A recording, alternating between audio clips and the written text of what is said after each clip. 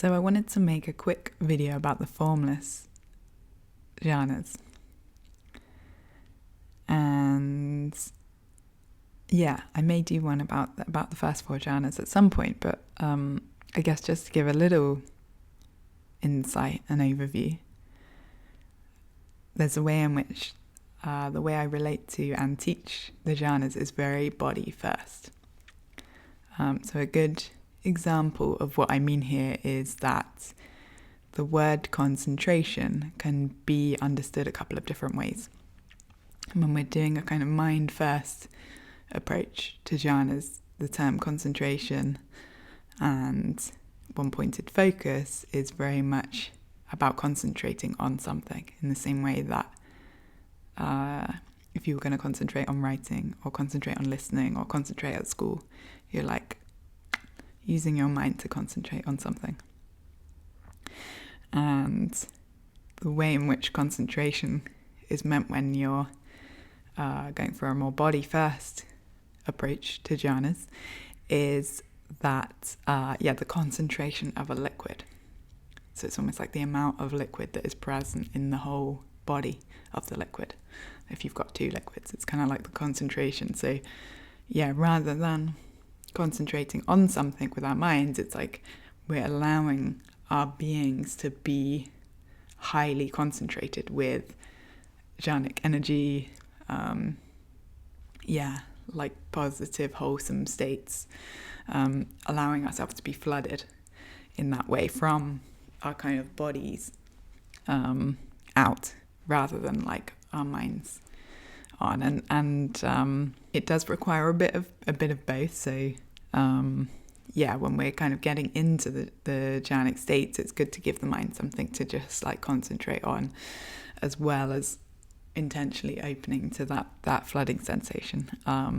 But with the body first approach, we're really like focusing on that as the main source of the concentration, the jhana experience. And I just wanted to talk about how this relates to the formless realms, because it's not quite, but it's almost a paradox, the idea of having a body first approach, which is this very kind of like the place where we're in the form, and using that to get in touch with the formless realms. And so it takes a lot of practice and a lot of freeing up of your natural response to experience, to energy, to content. So it takes a lot of jhana practice of the first 4, and essentially you're kind of building up a sense of that being in touch with that energy, the compassion of like, what does that feel like in your body, the open-heartedness of just connecting to joy, and the sense of like being open and inclusive and really flowing with all of your experience, opening, allowing, increasing the amount of like presence and openness and capacity and flow you have with all of these energies.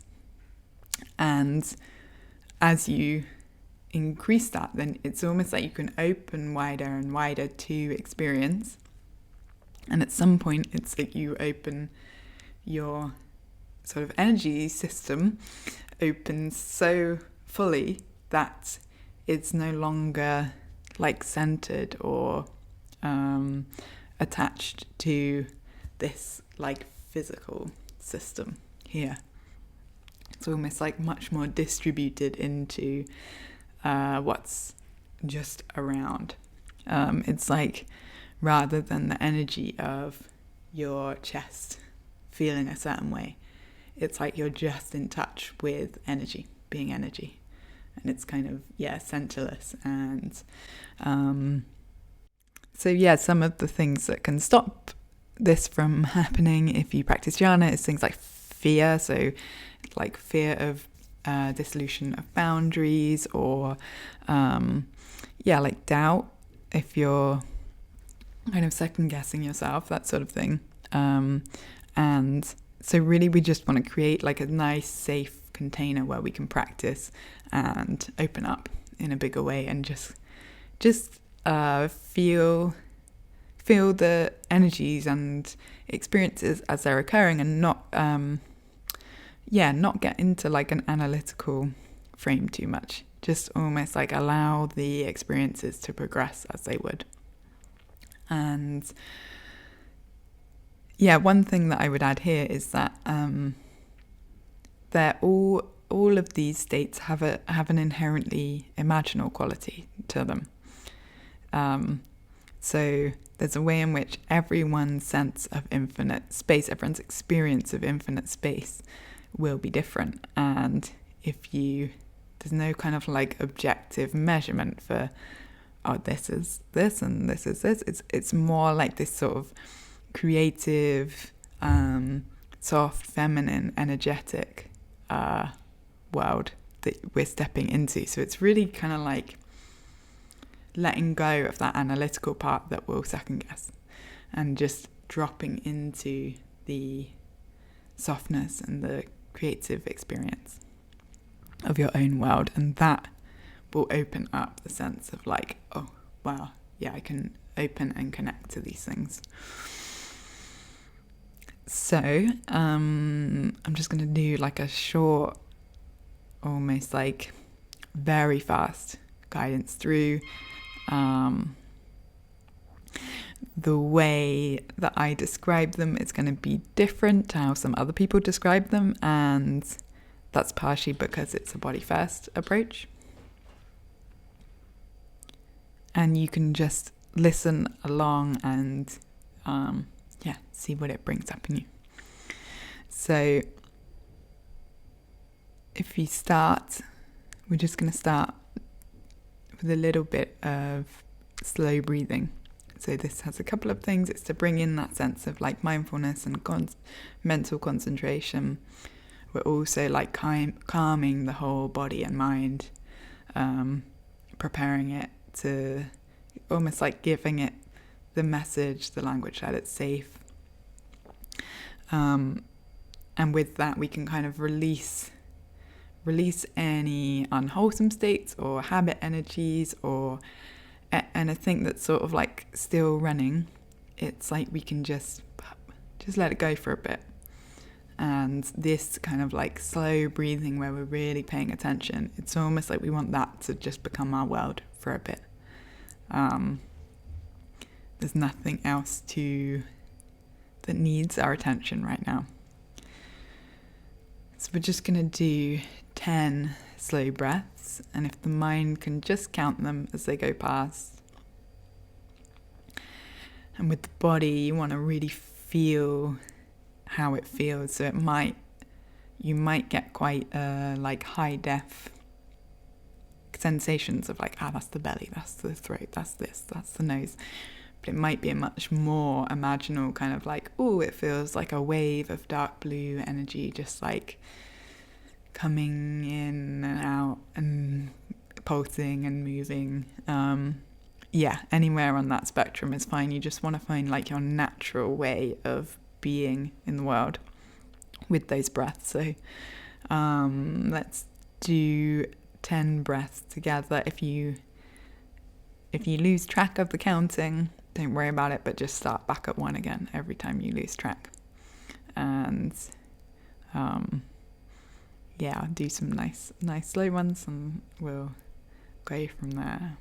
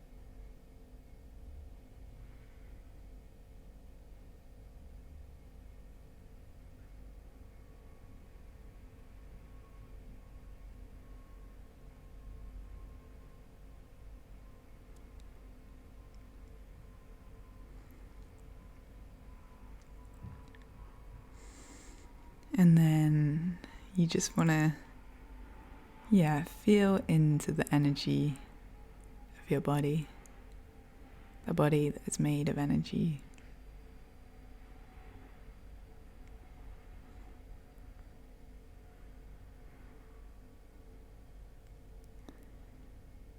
And for the fifth jhana, the way we get into this in a body first way is almost just allowing that energy, the boundaries of that energy, to just dissolve into the energy around.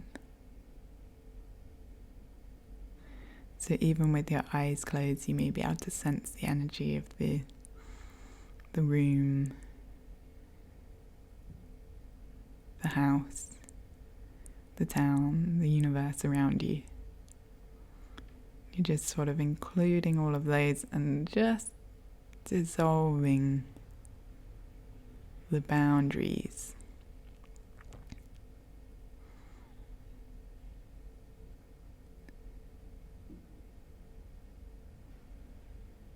As if everything is just made out of one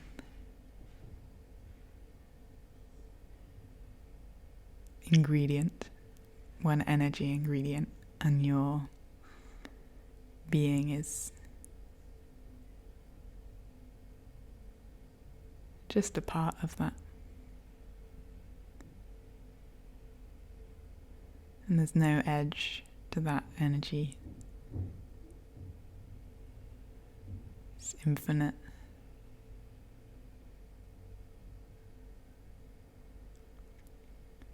And the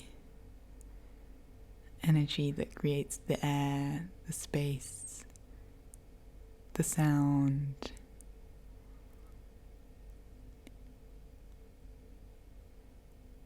is the same as the energy that creates the body, the ears, the hearing. And in that way, it's just infinite spaciousness.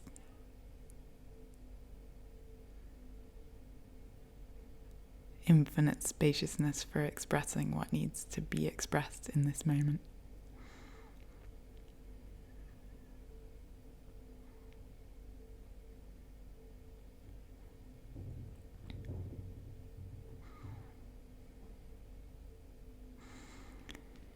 And that's going to transition us to the sixth jhana. So expressing what needs to be expressed in this moment. How do we know what needs to be expressed? How do we know that there's something being expressed?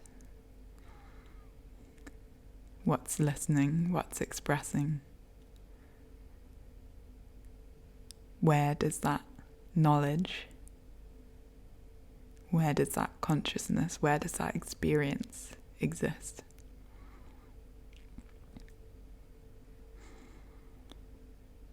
And in this way, we're just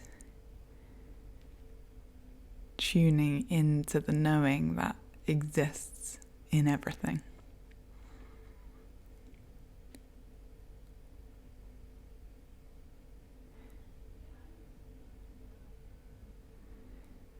In the space around you, in the space beyond what you can imagine, in the voice, in the ears.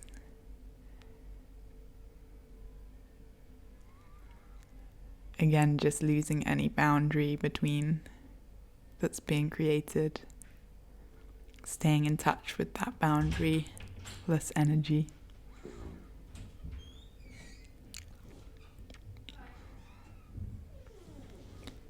And allowing the knowing to just pop up in it, where it is. Neither inside nor outside, just consciousness baked in, infinite consciousness.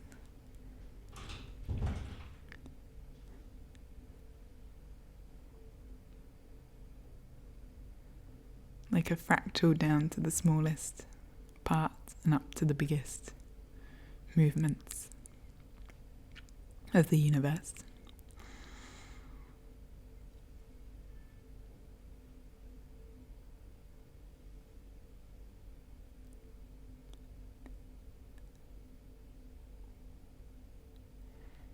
And then we're going to transition to the 7th jhana. And here we're going to, retaining the boundarylessness of the energy, that sense of one ingredient that is creating everything and the endless spaciousness that can hold for whatever arises. The infinite space. Adding to that the citta, the heart knowing, the infinite consciousness, the interconnectedness, the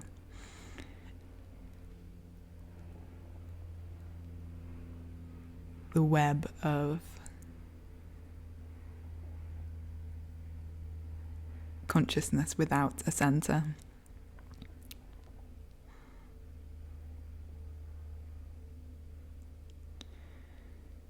And then we're going to add the layer of infinite nothingness.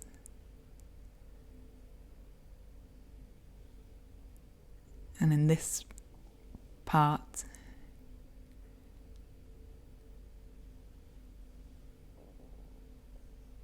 it's like once we've experienced everything in those ways, nothing makes sense anymore. Nothing can be pinned down.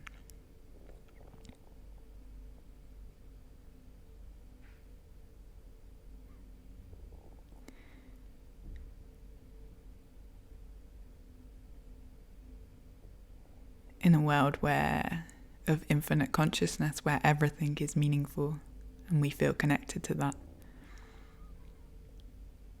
the next step is that means that nothing is meaningful.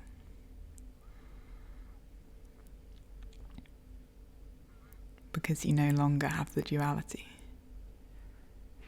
And it's like seeing when the entire universe, from the smallest moment up to the biggest billions of years movements, is all just an expression of a fractal unfolding. Suddenly it just sort of fades into a void of nothing.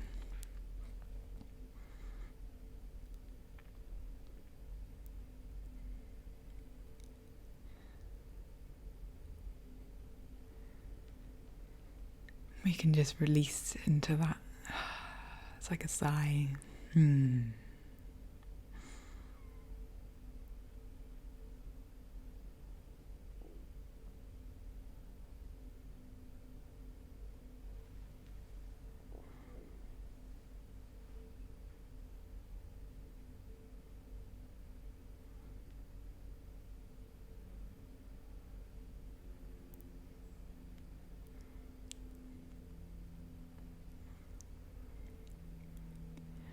And finally, we have the 8th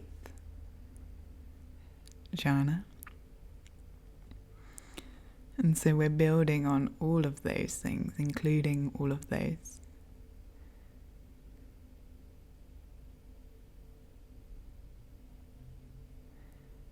And it's at this moment that we can realize that even that nothingness is something. It's something that's being experienced right now.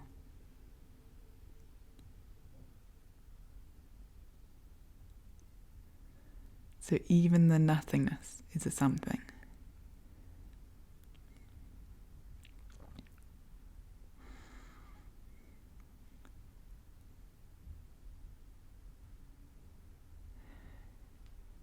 And this jhana of neither perception nor non-perception.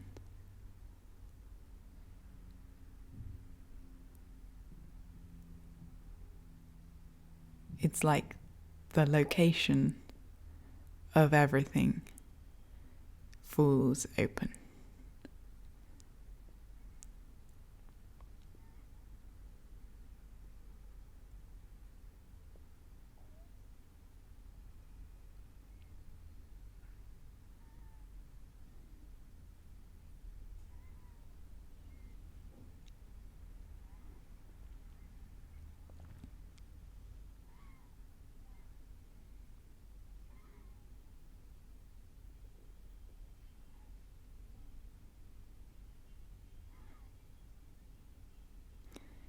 You're neither creating the jhana, and the jhana is not creating you or your experience.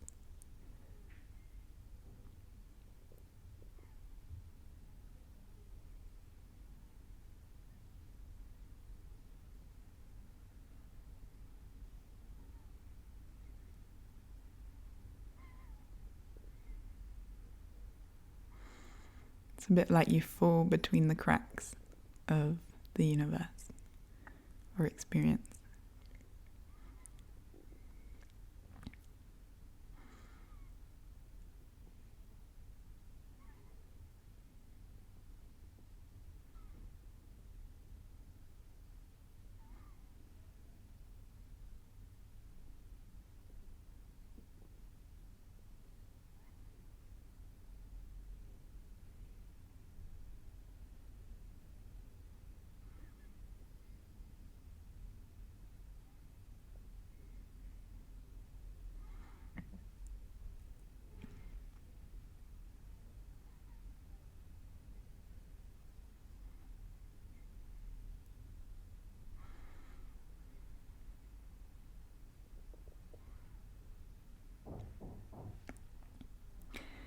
And you may find that if you're up in these jhanas at all,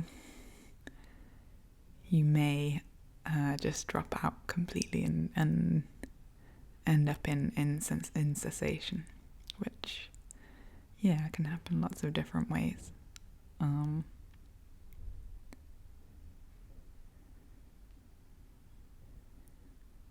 But if that happens and you just want to welcome yourself back to the world, ooh, what's this whole world and universe doing here? Who's this person? Who's this being? What's this experience? Just that process of returning and seeing how our experience is constructed in that way can be a powerful thing. So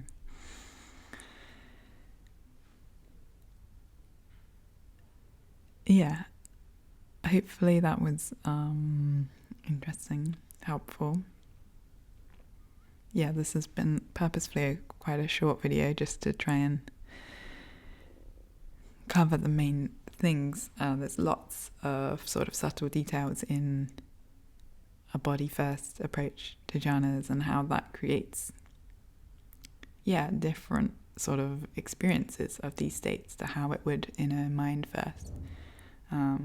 It's almost like what happens if the whole of the universe and the whole expression is like creating these states up and through us, rather than there's a way in which with the mind you can sort of pop up and out into those states. And that's just a different way to do it. For me, everything's always been very inclusive, very much like embodying, including, working with what's present, rather than a sort of a kind of refinement that comes from we're going to disconnect from certain aspects of experience. So that's one of the reasons why it is different, and I can talk more about that if that is interesting. But hopefully this has been somewhat helpful, and see you soon. Bye.